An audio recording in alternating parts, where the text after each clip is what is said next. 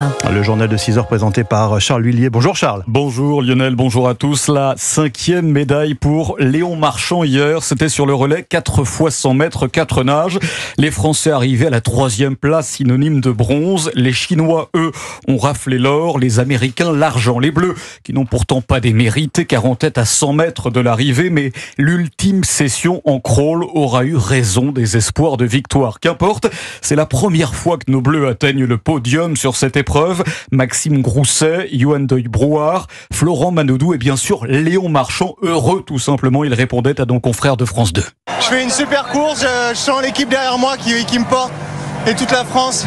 Donc voilà, c'est juste du plaisir là. 100 mètres, c'est un truc que je maîtrise et me donner à fond pour mon équipe, c'est encore plus facile, j'ai l'impression. Et au bout, on a cette médaille et c'est incroyable. On a fait une semaine de dingue et franchement, les 15 000 personnes là, c'est incroyable. Et on a pris un max de kiff. On a pris beaucoup de plaisir ce soir. C'était la dernière course des Jeux à la maison devant ce public.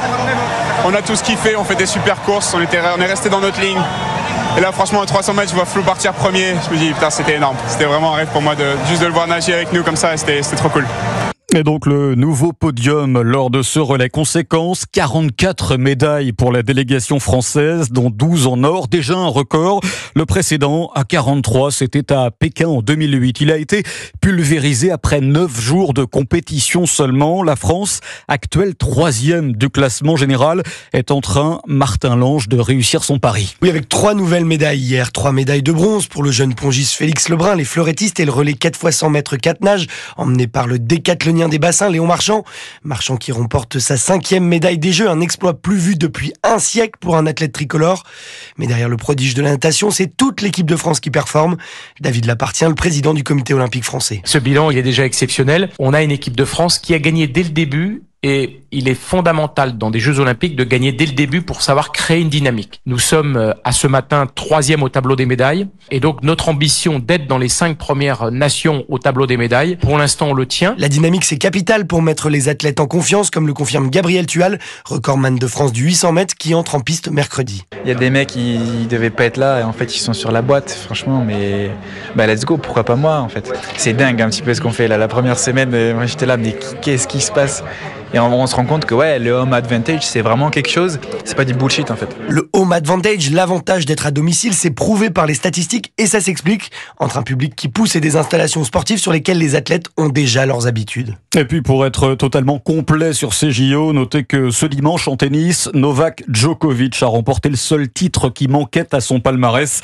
Le Serbe de 37 ans s'est imposé en finale face à l'Espagnol Carlos Alcaraz. Alors il y a une question qui revient en marge de ces Jeux Olympiques. La Seine est-elle vraiment baignable ? Alors c'est une question légitime car on l'a appris hier soir, l'équipe belge de triathlon ne participera pas au relais mixte aujourd'hui. En cause, l'une des athlètes, Claire Michel, qui est tombée malade après sa baignade.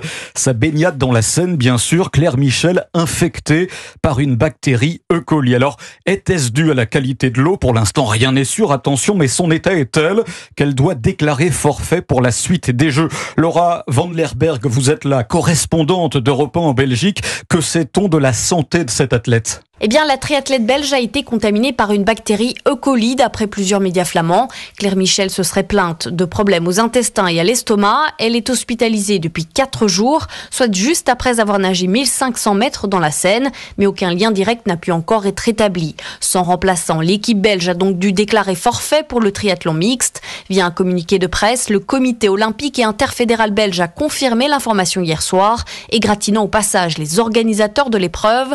Les leçons seront tirés pour les prochaines compétitions, a-t-il déclaré.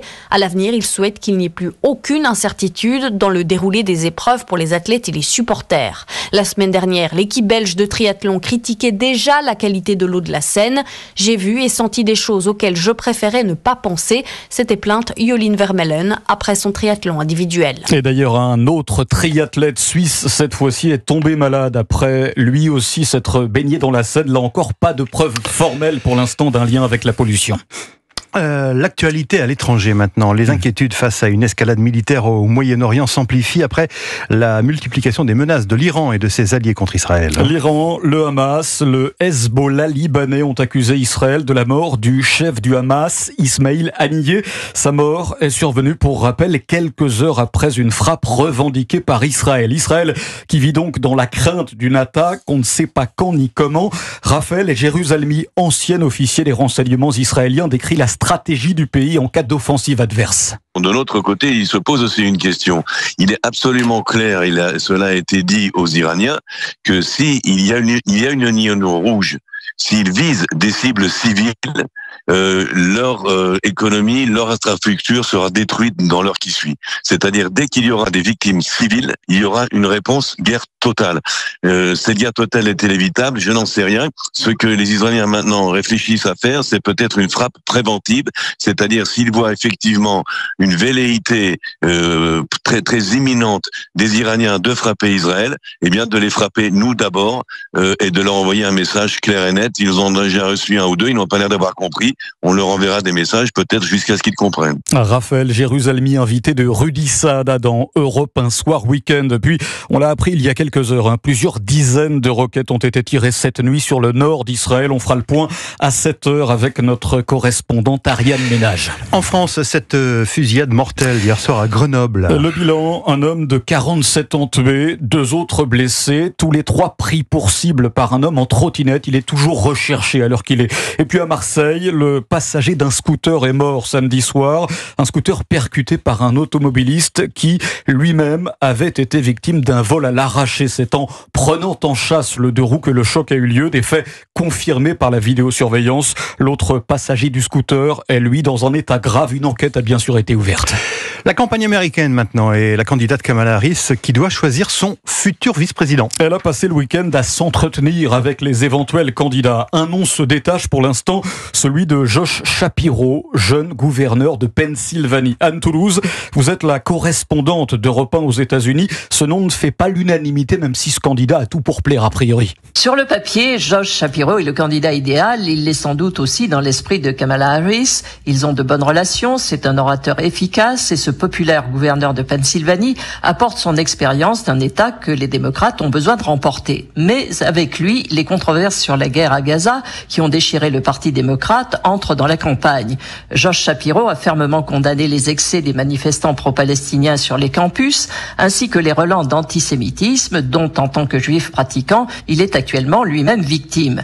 La gauche du Parti démocrate et les lobbies arabo-américains conteste sa candidature. Kamala Harris pourrait jouer la sécurité avec le sénateur de l'Arizona, Mark Kelly, qui, à défaut d'expérience, apporte un narratif. Ancien astronaute, il est la quintessence du héros américain.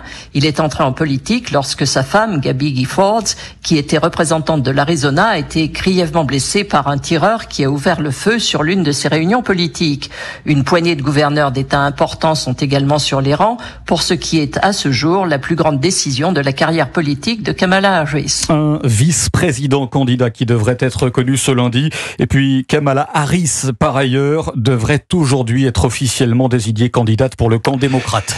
Voilà maintenant une semaine que des heurts, des émeutes et des violences ont débuté en Angleterre. Lundi dernier, pour rappel, 3 fillettes ont été tuées dans le nord-ouest du pays, tuées par un mineur de 17 ans dont la famille est originaire du Rwanda. Depuis, des manifestations anti-immigration éclatent dans plusieurs grandes villes et l'inculpation de ce mis en cause n'a pas calmé les tensions. Mais comment les expliquer concrètement? Quelles en sont les causes réelles? Élément de réponse avec Pierre Martinet, ancien de la DGSE. Il a aussi vécu 5 ans à Londres. C'est le communautarisme en Angleterre qui nous a amené à la situation que nous avons aujourd'hui, parce que petit à petit, il y a une certaine partie de l'islam qui a voulu prendre le pas sur les autres, avec des revendications religieuses au quotidien. Cette société multiculturelle était face à face. Vous savez, la fameuse phrase de Gérard Collomb, mais on la retrouve là-bas, c'est vraiment des quartiers entiers où les gens vivent comme au Pakistan, et toute personne qui passerait dans ces quartiers avec un peu de musique, dans des tenues, surtout les femmes, etc., ont des remontrances. Ils le disent même, l'islam est prioritaire en Angleterre. Ça amène la situation qu'on retrouve aujourd'hui. Mais je pense que la cause principale aussi, c'est la façon dont les gouvernements du Royaume-Uni gèrent ces crises. Il faut savoir que en Angleterre, depuis 10 ans, les attaques au couteau ont augmenté de 70%. C'est énorme. 50 000 attaques au couteau Je crois qu'en un an, c'est très très inquiétant. Une partie des Anglais n'en peuvent plus. Pierre Martinet au micro de Maxime Gondelot. Europe 1, il est 6h11. Alors que l'on est au cœur de l'été, des vacances, il y a sans doute pas mal de familles et de parents qui se demandent comment occuper les enfants, Charles. Et si vous les ameniez à la ferme, cueillir des légumes, tomates, cornichons, aubergines, une activité en famille, ludique, dans le cadre bucolique d'une ferme des Yvelines. Le reportage pour Europe 1 de Camille Moreau. Des champs à perte de vue, des tomates rouges, jaunes, vertes, mais aussi des cornichons ou encore des aubergines.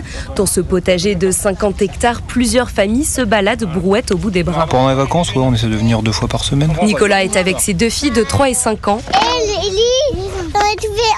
Margot et Lily récoltent des haricots verts. Elles découvrent un peu les haricots, on voit des petites coccinelles, on voit des orties, tout ça, et elles sont contentes. Papa, ton short il est sale. Ah bah oui, parce que j'ai marché dans la terre. Au bout d'1 heure de cueillette, la brouette est pleine. Il ne reste plus qu'à se retrousser les manches et passer tous ensemble en cuisine. Vous allez en faire quoi des haricots après? On va les manger. Crus? Non, ça fait pas. Ça fait pas. On a prévu de faire des haricots verts avec du poulet, donc on va se mettre à table, on va les écueiller tous ensemble pour leur montrer comment on les cut. Et puis après, on va les cuisiner sûrement avec des tomates. Et pour le dessert, une salade de fruits, de mûres et framboises cueillies par Margot et Lily. Le reportage de Camille Moreau. Dans le journal de Charles Huillier. Merci Charles, à tout à l'heure.